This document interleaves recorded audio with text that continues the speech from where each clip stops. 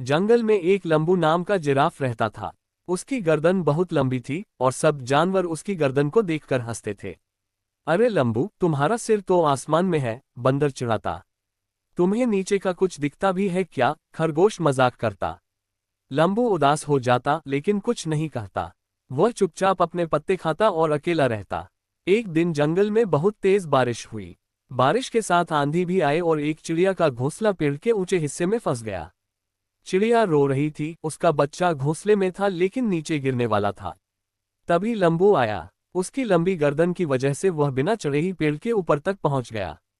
उसने धीरे से घोंसला सुरक्षित कर दिया। सब जानवर हैरान रह गए।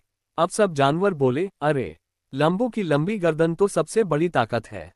लंबू मुस्कुराया और बोला, हर कोई खास होता है, जैसा है वैसा ही अनमोल। लंबू की गर्दन की वजह से वह खेलों में भाग नहीं ले पाता था। जब सब जानवर जमीन पर दौड़ते, लंबू को टहनियों से टकराना पड़ता। वो अक्सर अकेले बैठकर आसमान को देखता और सोचता, काश मैं भी सबकी तरह छोटा होता। भाग 2, जंगल में संकट। एक दिन जंगल में गर्मी बहुत ज्यादा बढ़ गई। एक छोटी नदी जो सबकी प्यास बुझाती थी, सूख गई। जानवर परेशान हो गए। पानी की तलाश में सभी इधर उधर दौड़ने लगे। तभी लंबू की नजर जंगल के बहुत दूर वाले ऊंचे पेड़ों पर पड़ी। वहां कुछ चमक रहा था। उसने देखा, वहां एक झरना बह रहा है। लेकिन वो जगह इतनी ऊंचाई पर थी कि कोई और जानवर वहां तक देख ही नहीं पा रहा था। भाग 3, साहस और मदद।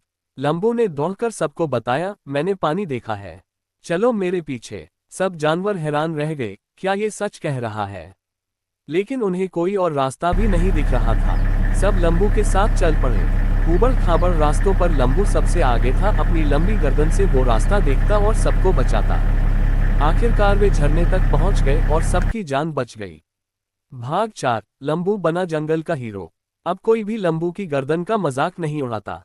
उल्टा बच्चे कहते, देखो वही है लंबू, जिसने हमें बचाया। लंबू मुस्कुराया और अब उसे अपनी गर्दन पर गर्व था।